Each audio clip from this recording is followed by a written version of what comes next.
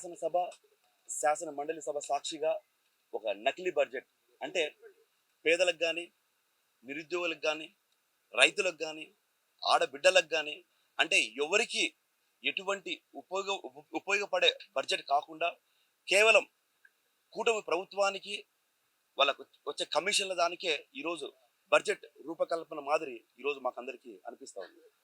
2026-27 budget సందర్భంగా సుమారుగా 3,32,205 కోట్లతో ఈరోజు 2025-26 బడ్జెట్ ప్రవేశపెట్టడం జరిగింది.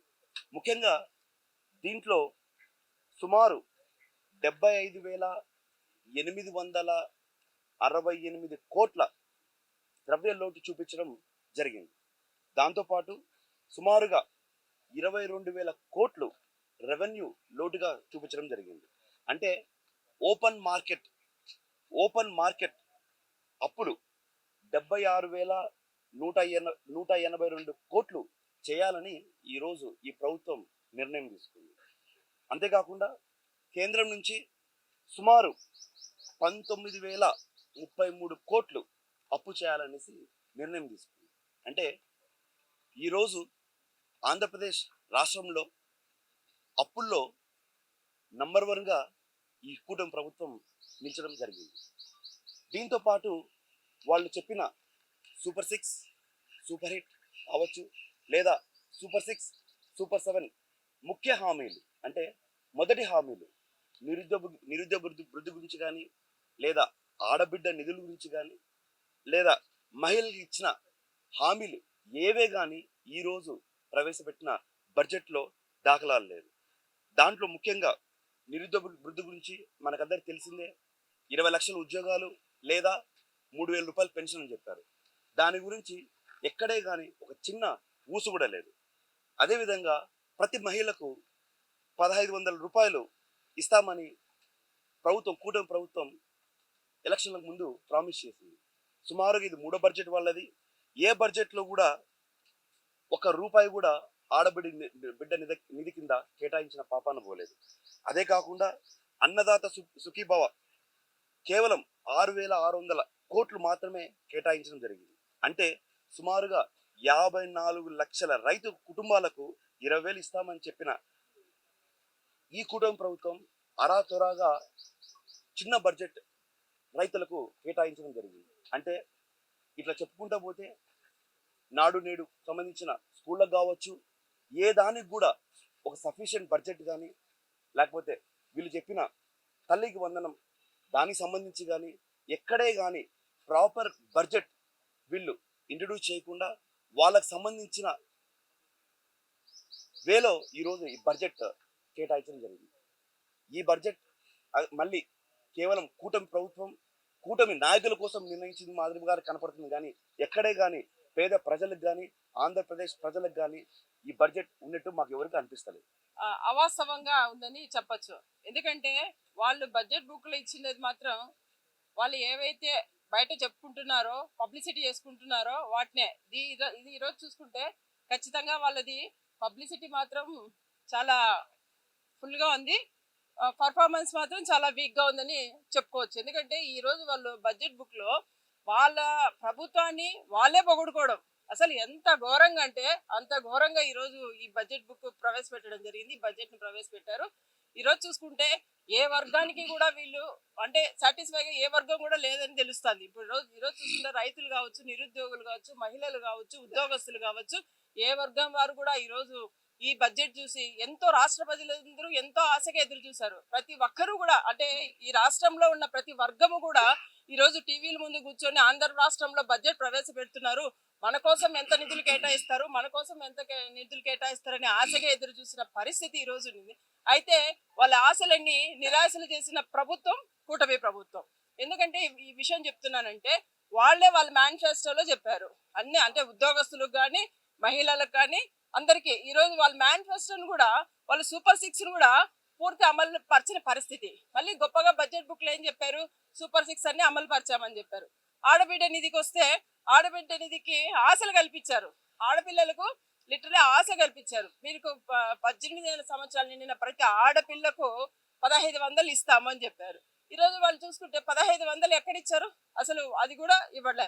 తర్వాత వాళ్ళు అది ఇవ్వకపోగా మనం గతంలో జగన్మోహన్ రెడ్డి గారు ఇచ్చే డాక్రా మహిళలకు 0 వడ్డీ ప్రస్తావన కూడా ఇందులో ఇవ్వలే. అంటే మహిళలకు నిట్ట నిలువున మహిళలను ముంచేసిన ప్రభుత్వం ఏదంటే కూటమి ప్రభుత్వమే. మళ్ళీ వాళ్ళు మహిళా సాధికారత గురించి గొప్పగా బడ్జెట్ బుక్ లో చెప్పుకోవడం జరిగింది. అంటే ఈ రోజు చూసుకుంటే ఇంకా మహిళలు ఇంకా నిరుద్యోగ భృతి ఈ బడ్జెట్ లో నిరుద్యోగ భృతి గురించి ఎక్కడ ప్రస్తావన రాలే. ఎంతో ఆశగా ఎదురు చూశారు నిరుద్యోగులంతా. అంటే మనం ఇంట్లో ఉన్నా కూడా 3000 ఇస్తామని ఈ ప్రభుత్వం చెప్పింది. ఖచ్చితంగా మనకు 3000 అందుతుందని నిరుద్యోగులంతా ఆశగా ఎదురు చూశారు. వాళ్ళకు కూడా నిరుద్యోగ భృతి గురించి ఎక్కడ ప్రస్తావన లేదు. తర్వాత చూసుకుంటే ఇంకా అనేకమైన హామీలు ఇచ్చి ఈరోజు ఈ ప్రభుత్వం ఒక్కటి కూడా ఎవరికి నెరవేర్చలేదు.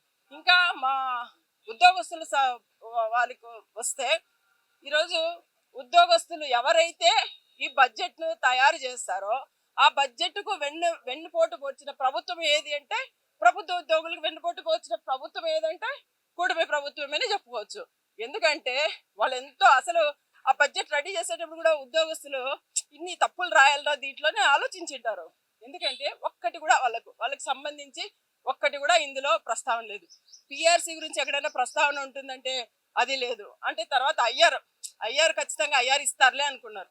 ఐఆర్ ప్రస్తావన ఈ రోజుకి 20 నెలలు కావస్తున్న వాళ్ళ ఈ ప్రభుత్వం అధికారంలోకి వచ్చి 20 నెలలు కావస్తున్న ఐఆర్ ప్రస్తావన కూడా ఎక్కడా లేదు. అదే చూసుకుంటే ఇంకా అనేకమైన హామీలు ఉద్యోగులకు ఇచ్చారు. అది ఎక్కడ ఇంకా ఓ విషయం చెప్పాలి.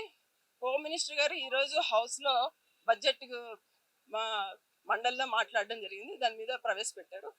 తన ప్రస్తావనలో కూడా పోలీసుల గురించి మాట్లాడడం జరిగింది. అయితే పోలీసుల మొత్తం కూడా రాష్ట్రంలో ఉన్న పోలీసులంతా చాలా ఆశగా ఎదురు చూశారు. ఎందుకంటే మా మంత్రి గారే ఈ దీంట్లో బడ్జెట్ ను ప్రవేశపెడుతున్నారు. సో మాకు కూడా చాలా వరకు న్యాయం జరిగింటుందని చాలా ఆశగా ఎదురు చూశారని నేనైతే అనుకుంటున్నా. ఎందుకు ఆశగా ఎదురు చూసిండారంటే ఆ మేడం చదివేటప్పుడంతా కూడా మేము గమనించాం. పోలీసులకి ఇంత గొప్ప మేలు చేసాము అని తన ప్రస్తావనలో వచ్చింది. నేను ఇంకా చూస్తూ వచ్చాను ఎక్కడ చేస్తున్నారు ఏంటి చేస్తారని. చూస్తే వాళ్ళు చెప్పడం ఏంది, పోలీసులకు 3000 వెహికల్స్ అరేంజ్ చేసాము, అక్కడ సీసీ కెమెరాలు పెట్టాం, అక్కడ డ్రోన్లు పెట్టాం. వాళ్ళకి వ్యక్తిగతంగా వాళ్ళకి లబ్ధి పొందాలి కానీ ఆర్థిక ప్రయోజనాలు అందాలా కానీ పోలీసులకు న్యాయం చేశామని ఇక్కడ చెప్పడం అనేది చాలా అంటే నేను ఎందుకు ఈ విషయం చెప్తున్నానంటే వాళ్ళకి ఇవ్వాల్సిన ఎక్కడా కూడా వాళ్ళకి రావాల్సిన బకాయిలు వాళ్ళకి అందట్లేదు. కాబట్టి వాటి మీద ఏదన్నా పోలీసులకు మనం మంచి చేశాము అంటే ఈరోజు వాళ్ళ పరిస్థితి చాలా దారుణంగా ఉంది. వాళ్ళ గురించి ఒకసారి ఆలోచించి వాళ్ళకి రావాల్సిన బకాయిలు వాళ్ళకి అందించాలని హోంమంత్రి గారిని నేను కోరుకుంటున్నాను. ఈ విధంగా చూసుకుంటే పోతే ఈ బడ్జెట్ ఎవరికి కూడా సాటిస్ఫైగా లేదు, అన్సాటిస్ఫైగానే ఉంది. ఇంకా ఇంకా మేము ఇక్కడ హౌస్ లో నెక్స్ట్ మళ్ళీ మేము ఈ సబ్జెక్ట్ మీద తీసుకున్నప్పుడు క్లియర్ గా అంకెలతో సహా మళ్ళీ మేము చెప్తామని తెలియజేస్తున్నాం. So thank you. కూటమి ప్రభుత్వం 3వ బడ్జెట్ని ప్రవేశపెట్టింది. బడ్జెట్ అనేది ప్రజల జీవన ప్రమాణాలను పెంపొందించేదిగా ఉండాలి. స్పష్టంగా ఇది ప్రజలకు పనికిరాని బడ్జెట్గా మేము మాట్లాడుతున్నాం.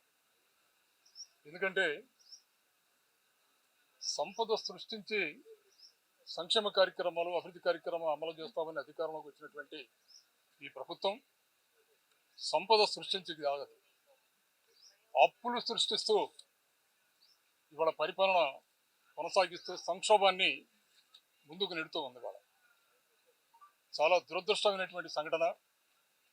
బడ్జెట్లో రాష్ట్రంలో ఉన్నటువంటి 5 కోట్ల మంది ప్రజల యొక్క జీవన ప్రమాణాలని ఏ విధంగా పెంపొందించాలి, దానికి అనుకూలమైనటువంటి బడ్జెట్ను ప్రవేశపెట్టే ఆలోచన ఈ ప్రభుత్వానికి లేదనేది ఈ బడ్జెట్ను చూస్తే స్పష్టంగా అర్థమవుతుంది. బడ్జెట్ ప్రధానంగా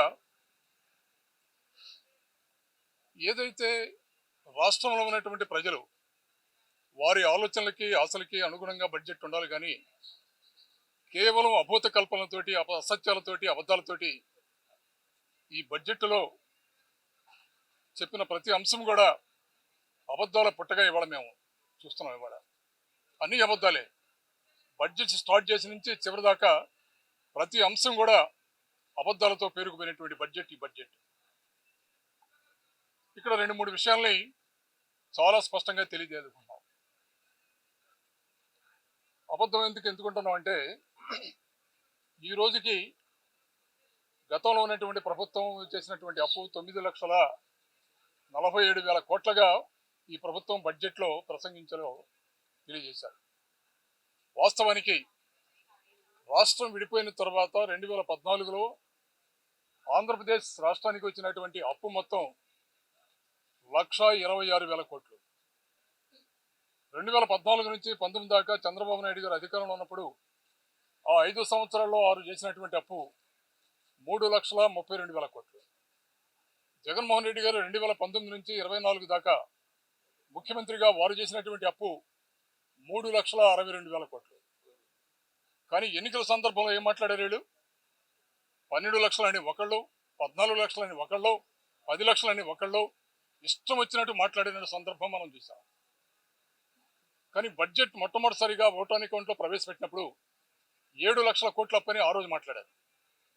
కానీ ఇవాళ బడ్జెట్లో మళ్ళీ 9,47,000 కోట్ల రూపాయలు అప్పుందని మాట్లాడుతున్నారు.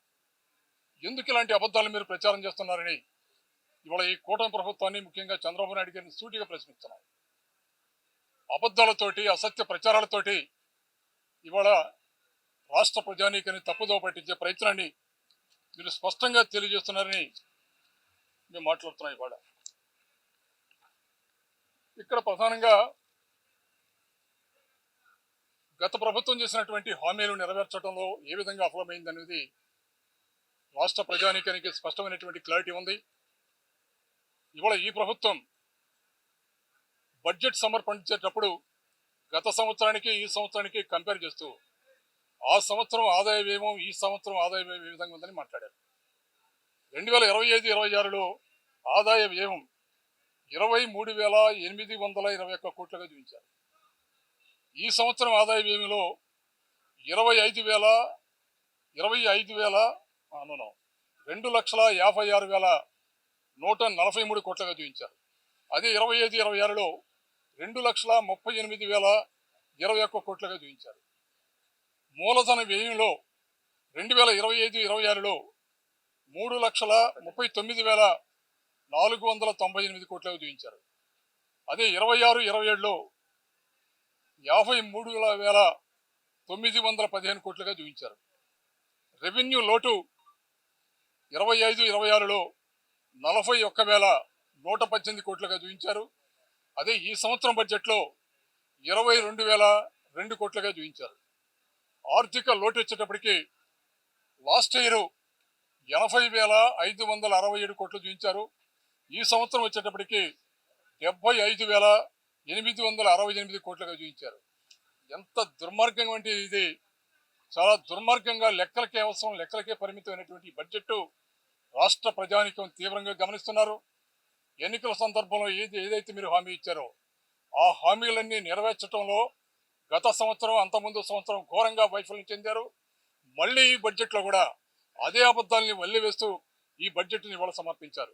తప్పకుండా ఈ రాబోయే 3-4 రోజుల్లో ఈ బడ్జెట్ మీద పరిపూర్ణమైనటువంటి విశ్లేషణ వాళ్ళ కౌన్సిల్లో మేము ఇస్తాం. తప్పకుండా ఈ ప్రభుత్వాన్ని అన్ని రంగాల్లో కూడా విఫలమవుతున్నటువంటి ప్రభుత్వాన్ని ఎండగట్టడానికి వైఎస్ఆర్సీపీ జగన్మోహన్ రెడ్డి గారి నాయకత్వంలో సిద్ధంగా ఉందని వాళ్ళు తెలియజేస్తున్నాం. అలాగే ఏ హామీకి కానీ సరిపడా నిధులు ఈరోజు ఇవ్వకపోవడం అంటే మొత్తం హామీలన్నీ ఎత్తేస్తున్నారు, మసిపూసి మారేడుకాయ చేస్తున్నారు అనేది ఇక్కడ కనిపిస్తుంది. అలాగే మహిళలకి 0 వడ్డీ రుణాలు అది కూడా మొత్తం ఎత్తేయడం జరిగింది. దాని నుంచి ఇక్కడ ప్రస్తావన లేదు. అలాగే మత్స్యకారులకి ఈ అసలు ఎగ్ పీరియడ్లో ఇచ్చే పెన్షన్ను ఏమాత్రం డబ్బులు పెంచలేదు. చూస్తే ఓవరాల్గా ఎక్కడ కానీ మహిళలైతేనేమి, రైతులైతేనేమి, పిల్లలైతేనేమి, విద్యార్థులైతేనేమి ఎవరికి కానీ ఈ దీంట్లో న్యాయం జరగదు. ఎవరికి అంకెలు గాడి చేసుకుని గట్టిగా చెప్పచ్చు. కొంత అంకెలు గాడి చేసిన బడ్జెట్ తప్ప ఇంకేం కాదు. ఈ ప్రభుత్వానికి ఏమైనా సెన్స్ ఉందా? బుర్ర ఉండి మాట్లాడుతున్నారా, బుర్ర లేకుండా మాట్లాడుతున్నారా? అది డాక్యుమెంట్ రూపంలో అసలు ఈ ప్రభుత్వానికి ఏమైందని చెప్పి మాకు ఆందోళనగా ఉంది. ఈ బడ్జెట్ ప్రసంగంలో ఫైనాన్స్ మినిస్టర్ గారు, అదేవిధంగా శాసన మండలిలో హోమ్ మినిస్టర్ గారు మాట్లాడుతూ గత ప్రభుత్వం 5 సంవత్సరాల్లో 9,74,000 కోట్ల రూపాయలు అప్పు చేసిందని చెప్తున్నారు. ఇదే ప్రభుత్వం గత శాసనసభ ప్రశ్నోత్తరాల సమయంలో గత ప్రభుత్వం చేసిన అప్పు 3,42,000 కోట్ల రూపాయలని లిఖితపూర్వకంగా ఇచ్చి మళ్ళీ ఈ బడ్జెట్ డాక్యుమెంట్లో 9,74,000 కోట్ల రూపాయలు అప్పు చేసింది, ఆర్థిక విధ్వంసానికి పాల్పడింది, ఫైనాన్షియల్ డిసిప్లిన్ లేదు అని మాట్లాడుతున్నారు. మరి ఈ ప్రభుత్వానికి ఏమాత్రం ఫైనాన్షియల్ డిసిప్లిన్ ఉందో లేదో, మరి ఎన్ని అప్పులు చేశారనేది మాత్రం ఈ డాక్యుమెంట్ చెప్పట్లేదు. మరి ముఖ్యంగా కొన్ని అంశాలని చూస్తుంటే, ఈ డాక్యుమెంట్ చూస్తుంటే నిజంగా ఈ ప్రభుత్వానికి బుర్ర లేదు, మతి లేదు అని ఆలోచించుకోవాల్సి వస్తుంది. వీళ్ళు చెప్తూ ఈ రాష్ట్రంలో ప్రతి పంటకు కూడా మద్దతు ధర ఇచ్చేసాం, ఉల్లికి ఇచ్చాం, మిర్చికి ఇచ్చాం, మామిడికి ఇచ్చామని చెప్పి మద్దతు ధరలు ఇచ్చేసామని చెప్తున్నారు. ఎవరైనా నోటితో నవరు. ఈరోజు రైతులు ఉత్తరాంధ్ర నుంచి, రాయలసీమ నుంచి, ఆంధ్ర నుంచి ప్రతి ఒక్క రైతు కూడా, సాగించే ప్రతి రైతు కూడా కనీసం మద్దతు ధర లేదని చెప్పి రోడ్లు ఎక్కి వాళ్ళ పంటని రోడ్డు మీద పోస్తుంటే ఈ ప్రభుత్వం చెప్తుంది మేము మద్దతు ధర ఇచ్చేసామని చెప్తుంది. వీళ్ళు మద్దతు ధర ఇచ్చింది ఒకే ఒక్క పంటకి మద్దతు ధర ఇచ్చారు. వాస్తవంగా చెప్పాలంటే ఒకే ఒక్క పంటకి ఇచ్చారు, ఇంకే పంటకు కూడా ఇవ్వలేదు. ఆ పంట ఇచ్చిన మద్దతు ధర ఏది అంటే ఒక గంజాయి పంటకు మాత్రమే మద్దతు ధర ఇచ్చారు, ఇంకే పంటకి మద్దతు ధర ఇవ్వలేదు. మరి గంజాయి పంటకి మద్దతు ధర ఇచ్చి మిగిలిన రైతులందరూ కూడా మద్దతు ధర ఇచ్చామని చెప్తున్నారు. ఎంత హాస్యాస్పదం అంటే, ఇక ఈ బడ్జెట్ డాక్యుమెంట్లో ఉద్యోగస్తుల ప్రస్తావన లేదు. ఈ ప్రభుత్వం హామీలోకి వచ్చిన అన్నీ మేము ఐఆర్ ఇస్తామని చెప్పారు, ఐఆర్ సంగతి లేదు. వాళ్ళకి పెండింగ్ ఉన్న బిల్స్ అన్నీ కూడా, ఉద్యోగస్తులకు రావాల్సిన నిధులన్నీ కూడా ఇస్తామని చెప్పారు, దాని గురించి ప్రస్తావన లేదు. పిఆర్సి కమిషన్ గురించి లేదు. ఉద్యోగస్తులకు మొండి చేయి చూపించింది ఈ బడ్జెట్. ఇక ఫీజు రీఎంబర్స్మెంట్ గురించి, విద్యార్థుల గురించి ఒక ప్రస్తావన లేదు. విద్యా దీవెన గురించి, వసతి దీవెన గురించి, దానికి రావాల్సిన బకాయిల గురించి ఈ డాక్యుమెంట్లో లేదు. ఇక మహిళా సంక్షేమం, వీళ్ళు ఏదో చెప్తారు ఆడబిడ్డ నిధి, దాని గురించి ఎన్నికల హామీలో ఏం చెప్పారు, ఇప్పుడు ఏం జరుగుతుంది, ఈ బడ్జెట్లో ఏమైనా కేటాయించారా? అదేవిధంగా 50 సంవత్సరాల లోపు ఎస్సీ, ఎస్టీ, బీసీ మైనార్టీలకు మీరు ఏదైతే హామీ ఇచ్చారో 1,500 రూపాయలు, దాని గురించి ప్రస్తావన లేదు. ఏదైతే ఎన్నికల ముందు మీరు 2 సెంట్లు స్థలం ఇస్తా అని చెప్పారే, 2 కాదు 3 సెంట్లు స్థలం ఇస్తా అని చెప్పారే, ఆ ఇళ్ల స్థలాల గురించి ఈ డాక్యుమెంట్లో ప్రస్తావనే లేదు. పైపచ్చు జగన్మోహన్ రెడ్డి గారి కట్టిన ఇళ్లలోని, జగన్మోహన్ రెడ్డి గారు ఇచ్చిన ఇళ్ల స్థలాల్ని తమ క్రెడిట్లో వేసుకొని ఎన్టీఆర్ నగర్ అని చెప్పి ఒక పేరు మార్చుకున్నారు తప్ప జగనన్న కాలనీలకి ఇప్పుడు ఇవ్వాల్సిన వసతుల గురించి దీనికి ప్రస్తావన లేదు. మళ్ళీ ఇదే డాక్యుమెంట్లో ఇంకా అమరావతి ప్రజా రాజధాని అని చెప్పుకుంటూ సెల్ఫ్ సస్టైన్ రాజధాని అని చెప్తున్నారు ఈ డాక్యుమెంట్ ప్రకారం. మరి ఈ సెల్ఫ్ సస్టైన్ డాక్యుమెంట్లో అమరావతి పేరు మీద మీరు తీసుకొచ్చిన అప్పులు ఎంత, లోన్స్ ఎన్ని, దాన్ని తిరిగి ఏ విధంగా కూడా మీరు రీపే చేస్తారని ప్రస్తావన లేదు. రెవెన్యూ డెఫిసిట్ అంతా, క్యాపిటల్ డెఫిసిట్ అంతా, రెవెన్యూ ఎక్స్పెండిచర్ అంతా, క్యాపిటల్ ఎక్స్పెండిచర్ ఎంత, దానికి రెవెన్యూ డెఫిసిట్కి క్యాపిటల్ డెఫిసిట్కి ఉన్న గ్యాప్, వేరియబుల్ గ్యాప్ ఎంత అనేది ఈ ప్రస్తావనలో లేదు, ఈ డాక్యుమెంట్ ప్రస్తావన లేదు. ఇదంతా కూడా తప్పులు తడక డాక్యుమెంటు. కేవలం మీరు 3,42,000 కోట్ల రూపాయలని, 3,42,000 కోట్ల రూపాయలని బడ్జెట్గా చూపించి ఈ సంఖ్య పెంచి ఎఫ్ఆర్ఎంబి దగ్గర నుంచి లోన్స్ గుంజాలని ఒకే ఒక ఆశ తప్ప మీకు ఇంతకన్నా ఇంకేమీ లేదు. నేను అడుగుతున్నాను, అనేక అంశాలని మీరు ఈరోజు ఎందుకు ఇగ్నోర్ చేశారన్నా? 3 బడ్జెట్లు అయిపోయినాయి, ఇంకా మీకు మిగిలింది ఒకటే బడ్జెట్. చివరి బడ్జెట్ వచ్చి ఎలాగూ ఎలక్షన్ బడ్జెట్. ఈ 3 సంవత్సరాల నుంచి, 3 బడ్జెట్ల నుంచి ప్రజల్ని మోసం చేస్తున్నారే తప్ప ఈరోజు రాష్ట్రంలో ప్రతి వాళ్ళు కూడా ఈ బడ్జెట్ కోసం ఎదురు చూశారు.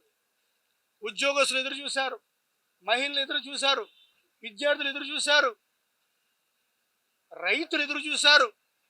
ఈ బడ్జెట్ మాకు మేలుకరంగా ఉంటుంది, బాగు చేస్తుంది, మా జీవితాల్లో మంచిని కోరుతుందని చూస్తే అన్ని వర్గ ప్రజల్ని కూడా, ఏ ఒక్క వర్గాన్ని కూడా విశ్రమించకుండా ఈరోజు మీరు ప్రవేశపెట్టిన బడ్జెట్ మీ డోలతనానికి నిదర్శనం. పరిపాలన చేత కాకపోతే, పరిపాలించడం రాకపోతే ఎటువంటి బడ్జెట్లు పెడతారో ముచ్చటగా 3వసారి ఈ బడ్జెట్ తెలిసింది. ఈ బడ్జెట్ గురించి సమగ్రంగా అసెంబ్లీలో పోరాడతాం. ప్రభుత్వాన్ని కడిగేసే పని మంగళవారం నుంచి చేస్తా అని చెప్పి మీ అందరికీ తెలియజేస్తున్నాను.